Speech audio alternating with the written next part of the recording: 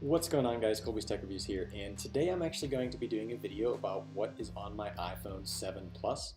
I did just get this phone about a month ago, right after it came out actually, so maybe a little bit longer. But I'm going to go through this and we'll see what's on my phone. Let's dive right in. So this is my homepage here. On the homepage I don't have anything really that exciting. So I got my reminders, iTunes Store, the App Store, notes, clock settings, wallet, GroupMe. GroupMe is an application. I'm not going to open it because I do have some messages on there that include other people. But GroupMe is a nice application where you can do a group chat. Instead of doing it over text messaging, you can just use GroupMe. And it's set up in different conversations, so the different organizations that I'm in here on campus, you can go ahead and have group chats with them in a different app. Facebook Messenger is next. Weather. I don't use any external weather app because all I need to know is the temperature and if it's raining or whatever outside. So I don't use anything crazy. Photos, camera. I do use LinkedIn. I'm a senior in college, so LinkedIn's pretty important for me. Calendar, Starbucks app. I could not live without the Starbucks app. I try not to keep too much money on my Starbucks account at a time, but usually I just keep reloading the $10 or whatever, so it's fine. And then I do like the design of the Starbucks app, just FYI, not that you guys care. Then I have YouTube. I have Pinterest, BuzzFeed, Safari. I do use Safari. I don't use Google Chrome. I don't know why. I just do because I use Safari on my computer. Google Maps is way better than Apple Maps. Snapchat, Instagram, Facebook, and Twitter. And then down below in my dock, I use my phone, obviously, messages, mail, and Spotify. So the next page is kind of where everything else gets a little bit more interesting. So in the top left, I have this career folder. Careers, the top left app here is my Duquesne University job board. So I use that to apply for internships. I also had an internship with Career Services on campus, so I kind of used that for that. Westpacs is actually one of my internships. I'm working with Westpacs and I run all of their social media. Students is run through LinkedIn. Glassdoor I use for different research things as well as to find jobs and internships, and then also LinkedIn, another LinkedIn app there. For Spanish, so I do take Spanish. I'm into Spanish culture and everything, so I use Duolingo to kind of keep up on everything. I haven't used it in a while. Well, I guess I'm kind of far, but not really. And then Spanish Dict is just a translator for those words that I might or might not know. And they give you a word of the day, which is pretty cool. Duquesne is the next folder, so that's where I go to school, Duquesne University in Pittsburgh. This is the Barnes & Noble College app. That's our bookstore here on campus. E-accounts, that just tracks my meal plan and my Duquesne money that I have preloaded under my ID. Blackboard Student, I track my grades, and Rec-It, I did play intramural soccer this semester. I don't know why, I've never played soccer before in my life, but that's where that's at, so that's that Rec-It app. Earn, this is interesting. So this folder here includes a couple apps where you can like earn money doing different things. So some of them you can do TV, so Vigil, you can go ahead and watch TV and earn coins that way, and then with those coins or points you can go ahead and then earn gift cards. And they're essentially all, so ESPN Streak obviously has to do with sports. Field Agent, you actually go out and do things, same with Moby and Voik. And then Receipt Pal is interesting. So what you do is you go ahead, and I did complete a card. I have 14,400 points right now, which is pretty good. But you take a picture of your receipt, just tap one of these 4 cameras here, and for every 4 receipts that they accept, you get 100 points. As you can tell, I have a lot of points, so I've had a lot of receipts. And then right now I can afford a $50 gift card. I'm not going to go ahead and redeem that, but as you can see down here at the bottom, it says you can choose to redeem it for Best Buy, Lowe's, Home Depot, Regal, Target, Walmart, and iTunes, and Amazon.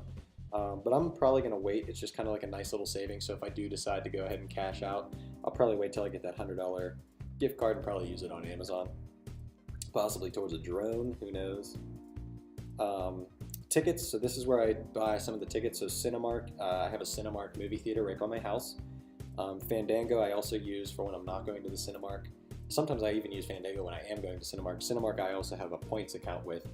And then Vivid Seats is an app that I use to go to for tickets for like concerts and whatever else. News, so I'm from Pittsburgh, so WTAE is one of our local news stations. Daily Brain, this is interesting. No, I'm not going to read it. But it gives you a fact of the day. Now, how trustworthy these are, I have no idea. Usually it does give you a source, but as you can see, the source on this one's Yahoo Answers, so I'm not sure. IMDb, I'm really into movies, really into movie trivia, so I use IMDb all the time. And then @Bat, so I'm into baseball, so get my news, and I'm a Pirates fan, so yeah. Let me go here into my shop folder.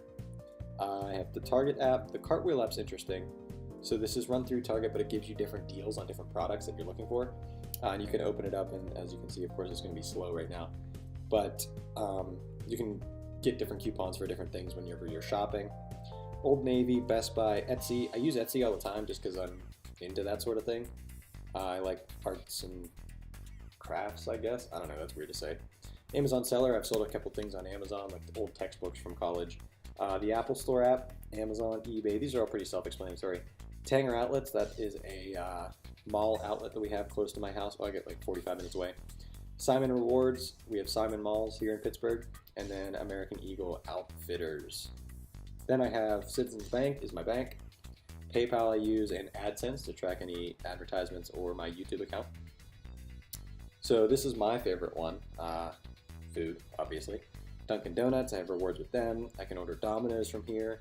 I use OpenTable sometimes, but not as much. Eaton Park is a restaurant chain in Pittsburgh and like the Western PA area, Ohio, and West Virginia, and I actually work for them. Yelp is self-explanatory, and No8 is a really cool app. So if you don't want to, I don't know why it's telling me to get started, but if you don't want to wait in line and put in your reservation when you get there, you can do it from home, and then you're already kind of waiting. So there are a few restaurants around here that do that, but it's more for bigger cities, do it more often. But it's a nice thing, so you can actually jump in line at a popular restaurant before you actually get there. Let's see, games. I'm not going to open a bunch of these games, but I have Angry Birds, I got Candy Crush, the classics, Lara Croft Go, Trivia Crack, yes I do still play Trivia Crack sometimes, Lumosity for brain training, Never Ever, so I think that's like a Never Have I Ever game, AD Drive, just a racing game, Words with Friends, we have The Trail, I will say The Trail is a beautiful game, Night Sky 4, Cardinal Land, I don't think I've ever actually played that, Word Whiz, apparently I have that. Design Home, that's an interesting game.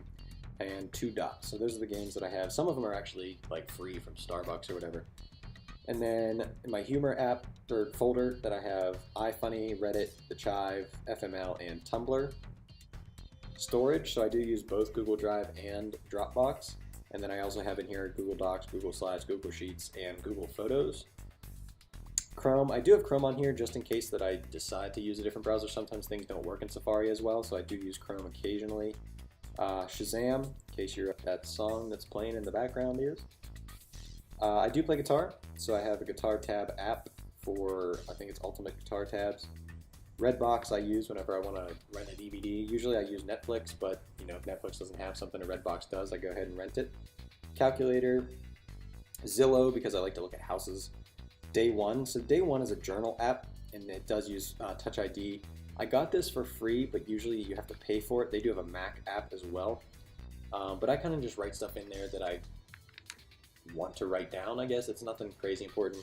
I have this like weird fear of, I guess, losing my memory one day.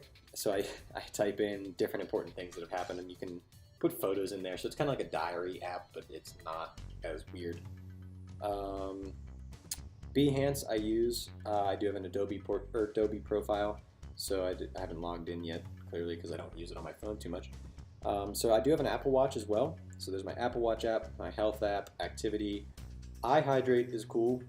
I don't use it very often, but when you do, you can track how much coffee, water, beer, that would be disturbing to look at. But you can track how much liquid you take in a day. Playlist is cool. So I don't have, or Apple Watch doesn't have a Spotify app, which I'm kind of upset about because I do use Spotify over Google or Apple Music.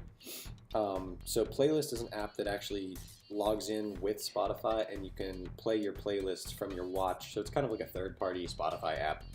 And then Dictionary, so I have the dictionary on my phone. Here's the Google app. I don't really use this too often, but there's movie trailers and all that stuff. News. Presents is cool. So it is Christmas time if you celebrate Christmas. And so it's a countdown of December up till the day of Christmas.